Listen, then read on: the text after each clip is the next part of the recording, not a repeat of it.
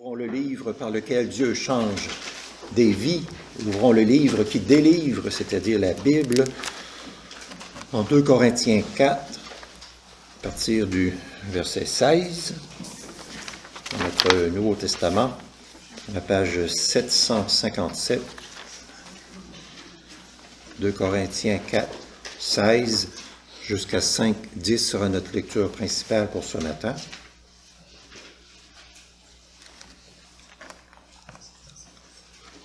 Lecture que nous ferons après avoir prié. Éternel notre Dieu, conduis-nous ce matin, nous t'en prions, dans les verts pâturages de ta parole, ces pâturages où tu veux que nous trouvions le repos. Dirige-nous ce matin près des eaux paisibles de ta présence. Restaure nos âmes ce matin. Nous t'en prions. Conduis-nous dans tes bons sentiers. Sois avec nous. Instruis-nous. Nous t'en prions. C'est toi et toi seul qui as les paroles de la vie éternelle. Et nous attendons à toi et nous espérons en toi. Par Jésus-Christ. Amen. Nous écoutons cette lecture, 2 Corinthiens 4, 16 à 5, 10. Voilà pourquoi nous ne perdons pas courage. Et même si notre être extérieur se détruit, notre être intérieur se renouvelle de jour en jour. En effet, nos légères difficultés du moment présent produisent pour nous, au-delà de toute mesure, un poids éternel de gloire. Ainsi, nous regardons non pas à ce qui est visible, mais à ce qui est invisible, car les réalités visibles sont passagères et les invisibles sont éternelles. Nous savons en effet que si notre habitation terrestre, qui n'est qu'une tente, est détruite, nous avons dans le ciel un édifice qui est l'œuvre de Dieu, une habitation éternelle qui n'est pas faite par la main de l'homme. Et nous gémissons dans cette tente avec l'ardent désir de revêtir notre domicile céleste, puisque, après avoir été ainsi revêtus, nous ne serons pas trouvés nus. En effet, nous qui sommes dans cette tente, nous gémissons accablés, parce que nous voulons non pas nous dévêtir, mais au contraire nous revêtir, afin que ce qui est mortel soit englouti par la vie. Et celui qui nous a préparés pour cela, c'est Dieu qui nous a donné le gage de l'Esprit. Nous sommes donc toujours pleins de confiance et nous savons que tant que nous habitons dans ce corps, nous sommes loin de notre patrie, loin du Seigneur, car nous marchons par la foi et non par la vue. Oui, nous sommes pleins de confiance et nous aimerions mieux quitter ce corps pour aller vivre auprès du Seigneur. C'est aussi pour cela que nous nous efforçons de lui être agréables, soit que nous vivions dans ce corps, soit que nous le quittions. En effet, il nous faudra tous comparaître devant le tribunal de Christ, afin que chacun reçoive le salaire de ce qu'il aura fait, bien ou mal, alors qu'il était dans son corps. Amen. Depuis le début de cette célébration ce matin, toutes les personnes ici présentes, sans aucune exception, ont vieilli. Chaque seconde qui passe, nous vieillissons. Le texte que nous venons de lire évoque cette réalité, ce processus irréversible en disant au verset 16, « Notre être extérieur se détruit. » Notre être extérieur, notre corps, se détruit. Ça se fait petit à petit, inexorablement. Notre être extérieur se détruit. L'évangéliste Billy Graham, qui est mort à l'âge de 100 ans, a dit dans ses vieux jours, « Je suis maintenant vieux, et croyez-moi, la vieillesse, ce n'est pas facile. » Le livre de l'Ecclésiaste résume l'époque de la vieillesse par les mots suivants. les jours du malheur. Écoutez bien Ecclésiaste 12, 1. Souviens-toi de ton Créateur pendant les jours de ta jeunesse, avant que les jours du malheur viennent et que les années soient proches, dont tu diras, je n'y trouve aucun agrément. Le vieillissement apporte son lot de douleurs, de souffrances, de misère. Expérimenter la destruction jour après jour de notre être extérieur n'est pas intéressant. On y trouve, c'est vrai, aucun agrément, aucun plaisir. Nous faiblissons. Notre mémoire flanche. Nous sommes de moins en moins souples. Nos jointures sont endolories. Notre vision faiblit. Nous devenons de plus en plus sourds. Nous ressentons de nombreuses douleurs, souvent particulièrement pendant les nuits longues et angoissantes. Et je vais vous épargner la liste de tout le reste. On se demande c'est quoi la prochaine chose qui va nous lâcher. Le vieillissement n'est pas une pente sur laquelle tout le monde glisse à la même vitesse. Certains descendent plus vite que d'autres, certains sont très âgés, sont relativement en bonne forme. Des fois, on rencontre quelqu'un qu'on n'a pas vu depuis longtemps et on se dit « Ouais, il a pris un moyen coup de vieux ». Chaque instant de notre vie, nous vieillissons.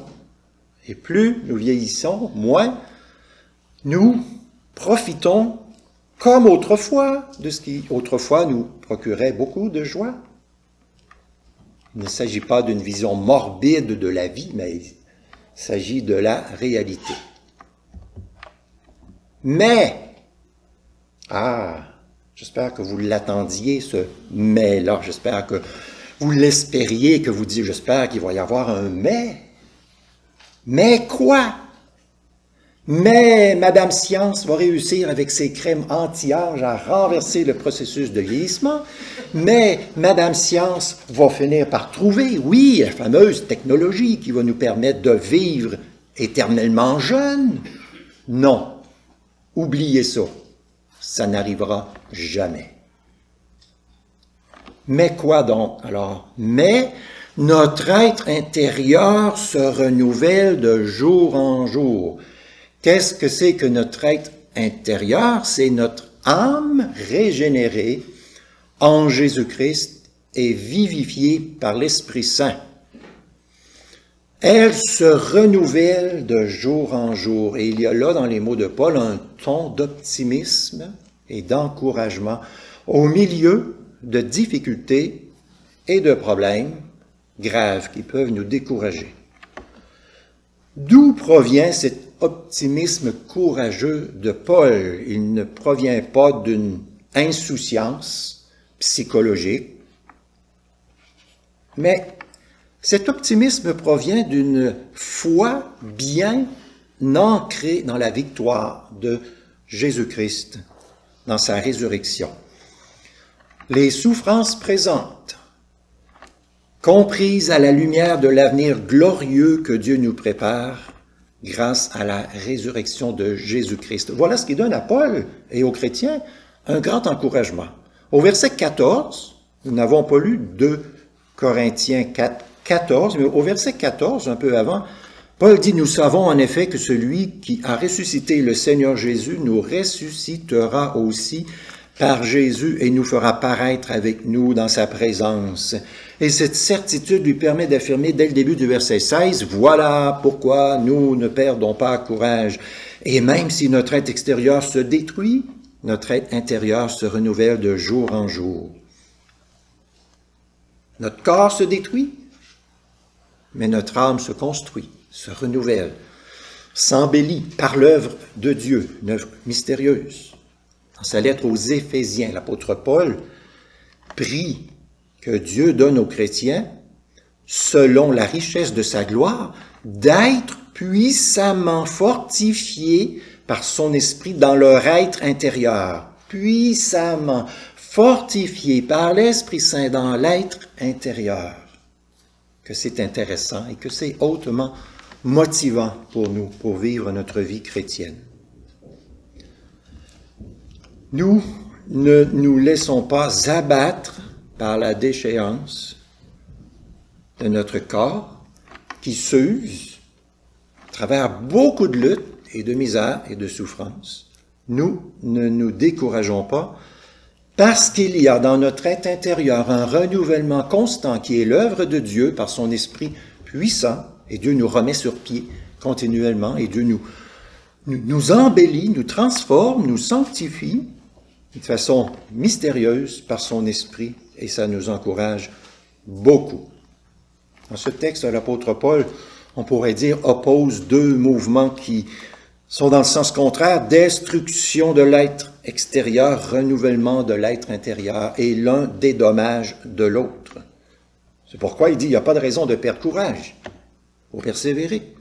Dieu accomplit souverainement en nous une œuvre bienfaisante, salutaire, qui nous étonne nous-mêmes et nous plonge souvent dans l'admiration. Ça se fait de jour en jour, dit le texte, de jour en jour. Et ça préfigure, ça annonce l'éternité bienheureuse que le Seigneur nous prépare. Donc les années nous volent notre beauté physique, mais Dieu façonne en nous une beauté spirituelle, pleine d'espérance. Il y a destruction graduelle de l'être extérieur, mais un renouveau quotidien de l'être intérieur. Nous avons ici une puissante consolation pour vivre notre vie de chaque jour. Votre version second appelle difficulté, au verset 17, les épreuves, les afflictions. En effet, nos légères difficultés du moment présent produisent pour nous, au-delà de toute mesure, un poids éternel de gloire. Franchement, est-ce que ça ne vous est pas déjà arrivé en lisant ce verset de dire « Ouais, j'aurais bien envie de biffer le mot « légère ». Parce que nos afflictions, nos difficultés ne sont pas toutes légères. Il y a des difficultés que nous traversons qui sont lourdes, qui sont pesantes, qui sont difficiles, qui sont même très lourdes. Quand on lit 2 Corinthiens d'un bout à l'autre, on se rend compte que l'apôtre Paul, il en avait vraiment en vue de toutes les couleurs. Dès le chapitre 1, il dit « Nous avons été accablés à l'extrême, au-delà de nos forces, de telle sorte que nous désespérions même de conserver la vie. » De toute évidence, ce n'était pas une petite difficulté légère, c'est quelque chose de majeur. Et lorsqu'on poursuit dans son épître, voici ce qu'il écrit au chapitre 11. Écoutez bien. « Je suis serviteur du Christ par les travaux, bien plus, par les emprisonnements, bien plus, par les coups, bien davantage, souvent en danger de mort. 5 fois j'ai reçu des Juifs 40 coups, moins 1. 3 fois j'ai été battu de verge, 1 fois j'ai été lapidé, 3 fois j'ai fait naufrage.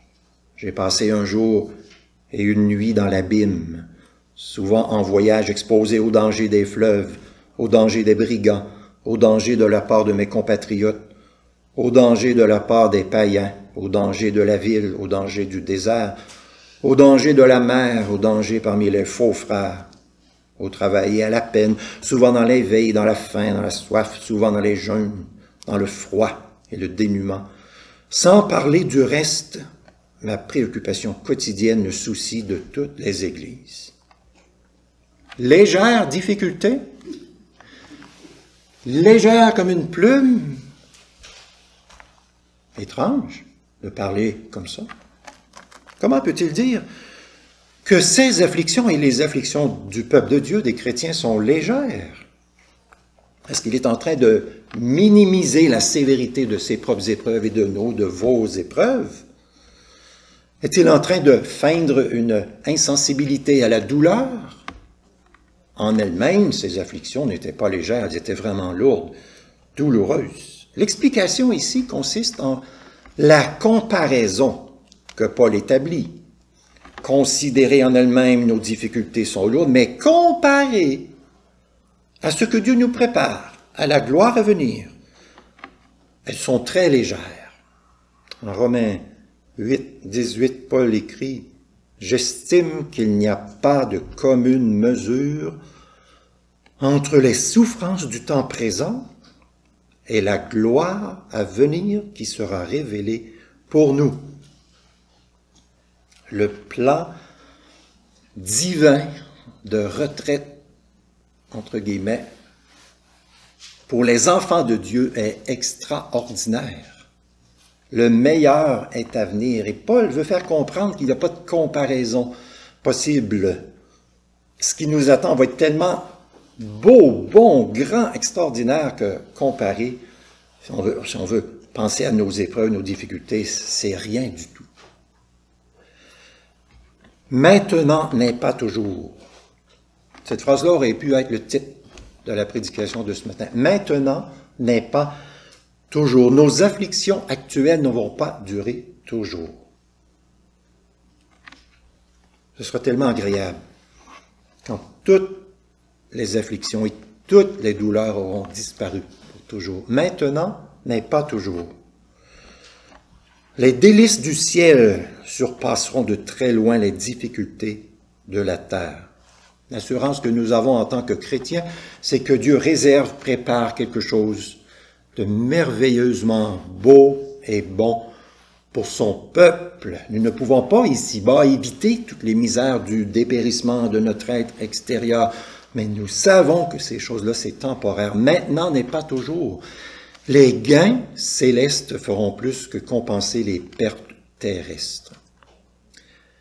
Puisqu'il en est ainsi, où devons-nous regarder maintenant? La réponse est au verset 18. Suivez bien avec moi dans votre Bible. Ainsi, nous regardons non pas à ce qui est visible, mais à ce qui est invisible, car les réalités visibles sont passagères et les invisibles sont éternelles. Nous regardons. Où regardez-vous? Beaucoup de gens à notre époque pourraient répondre, nous regardons nos cellulaires qui nous montrent des niaiseries à la journée longue, des choses dont nous n'avons pas besoin de voir ni d'entendre, et qui ne nous sont d'aucune utilité, mais que le diable utilise pour nuire au renouvellement de notre être intérieur. Où regardez-vous? Qu'est-ce que nous devons regarder au juste? Nous devons regarder non pas à ce qui est visible, mais à ce qui est invisible, car les réalités visibles sont passagères et les invisibles sont éternelles. Si nous regardons seulement ce qui est visible, ça ne prendra pas beaucoup de temps qu'on va être complètement découragé. Si on regarde la vie de l'apôtre Paul de l'extérieur, sa vie publique, aux yeux du monde, c'est un échec total. Bien qu'autrefois, lui, il était un juif influent et tout ça. Sa vie a été très difficile. Son existence a été une succession de beaucoup de souffrances. Il dit en 2 Timothée 4 que tous ses amis l'ont abandonné. Il est mort martyr à cause de sa foi. Il écrit en 2 Corinthiens 7, 4, « Je déborde de joie au milieu de toute notre affliction. » Comment est-ce possible? Comment peut-il déborder de joie au milieu de toute l'affliction? C'est parce qu'il regarde à la bonne place. Il regarde non pas à ce qui est visible, mais il regarde à ce qui est invisible. Nous avons lu au chapitre 5, au verset 7, « Nous marchons par la foi et non par la vue. » Par la foi et non par la vue. Nous regardons non pas ce qui est visible, mais à ce qui est invisible. Car les réalités visibles sont passagères et les invisibles sont éternelles. Parmi les réalités invisibles vers lesquelles il faut se tourner, il y a ce que dit le verset 1 en 2 Corinthiens 5, que je relis. Nous savons en effet que si notre habitation terrestre, qui n'est qu'une tente, est détruite, nous avons dans le ciel un édifice qui est l'œuvre de Dieu, une habitation éternelle qui n'est pas faite par la main de l'homme. Notre habitation terrestre, c'est-à-dire notre corps actuel, n'est qu'une tente. L'apôtre Paul se sert du langage de son métier. Il était faiseur de tentes. Et il annonce, de façon ici un peu détournée, il dit que notre corps qui est comme une des choses les plus fragiles, une tente sera à un moment donné, on pourrait dire démontée, mais disons détruite, puisque c'est le mot qu'il utilise. Notre corps actuel, dans ce monde déchu, c'est notre véhicule, nous séjournons dans ce corps-là, dans le voyage vers l'éternité.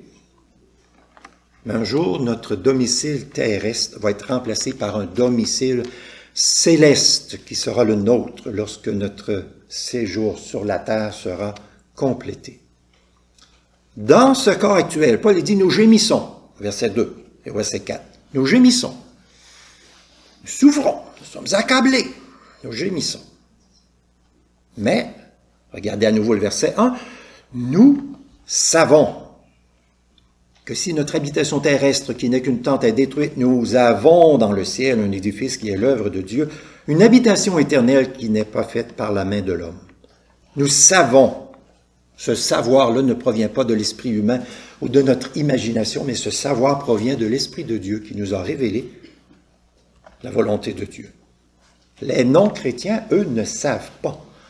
C'est la réalité qui sont devant nous aussi ce matin.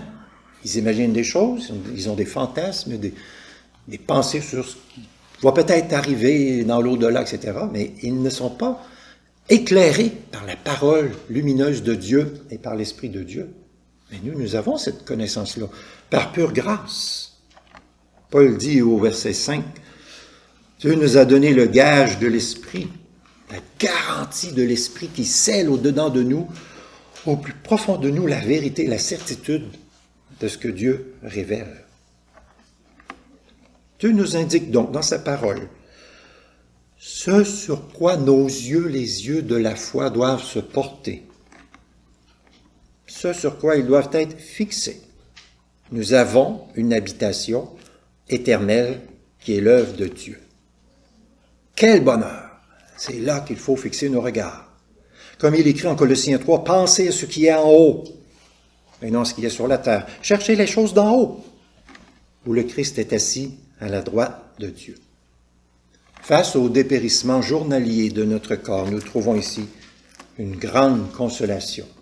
Dieu prépare des choses pour nous. En Corinthiens 15, 42, 43, Paul dit que Dieu va nous donner un corps incorruptible, glorieux et plein de force. Cette vérité-là, elle est magnifique pour le peuple de Dieu. Maintenant, nous habitons un corps fragile, passager, terrestre, où notre force a diminué constamment. Mais nous attendons une habitation parfaite et éternelle que Dieu a promis solennellement. Le but de Paul ici, c'est de nous élever vers en haut, vers le ciel, vers les promesses de Dieu, amener nos yeux à se tourner vers cette réalité souveraine, cette parfaite béatitude qui nous attend après la mort.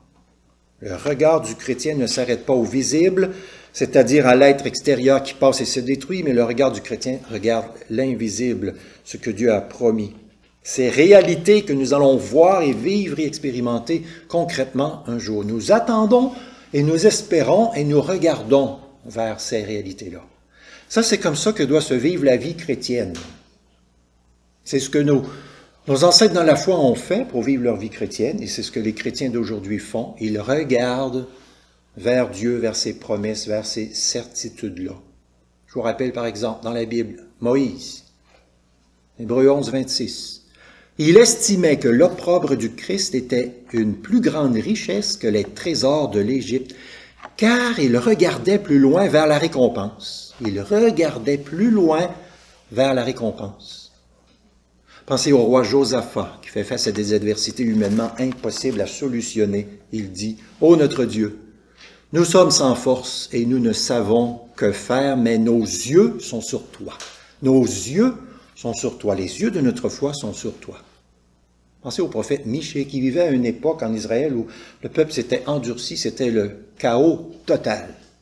Et en Michée 7.7, nous lisons, « Pour moi, je regarderai vers l'Éternel. Je mettrai mon espérance dans le Dieu de mon salut. » C'est ce qu'il fait. Mais pensons aussi beaucoup et surtout à notre Sauveur Jésus, qui a vécu toute sa vie, rassuré et assuré par son Père et par les promesses de son Père. La veille de sa mort, l'évangéliste Matthieu nous apprend que notre Sauveur a chanté les psaumes avec ses apôtres. La coutume était à cette époque de chanter les psaumes 113 à 118.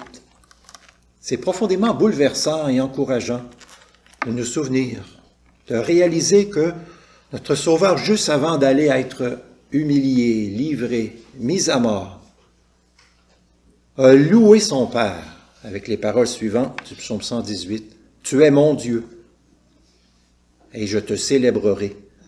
Mon Dieu, je t'exalterai.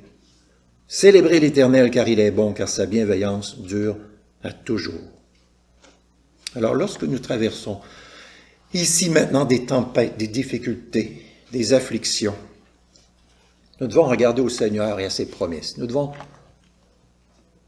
vivre par la foi, non par la vue.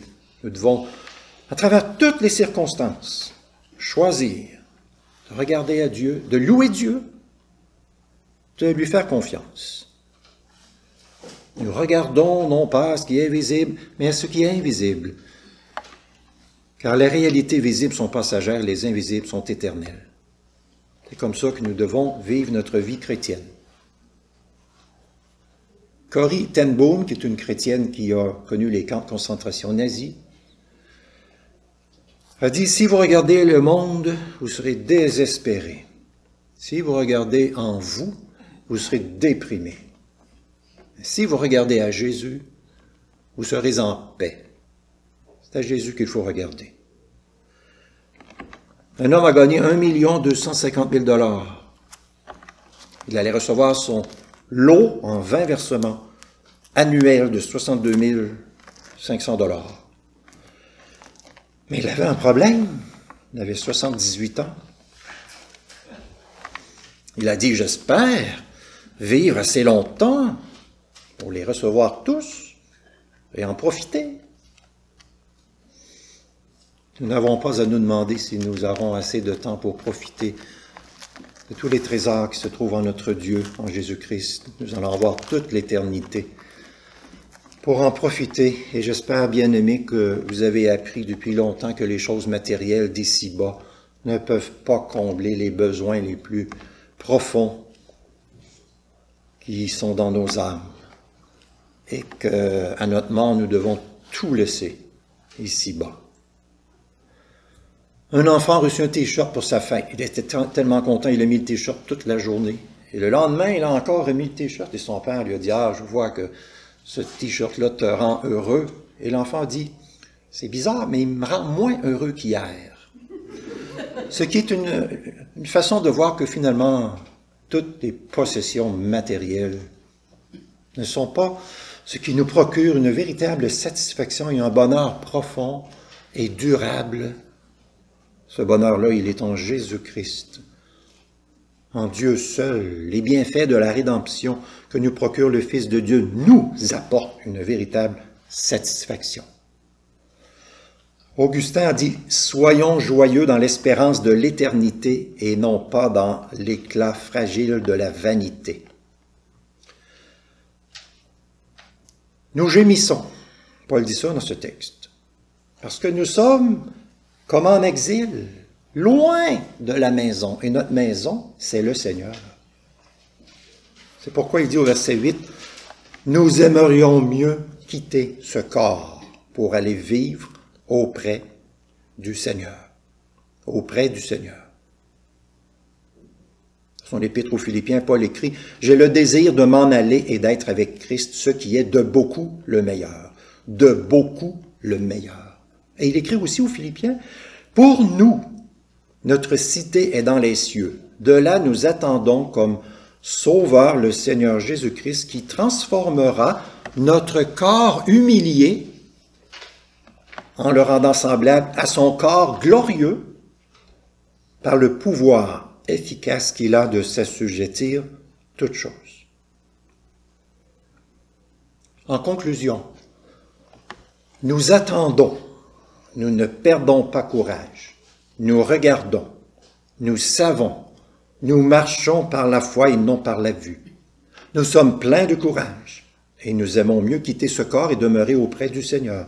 Mais nous mettons notre point d'honneur à lui être agréable, soit que nous demeurions dans ce corps, soit que nous le quittions. Amen.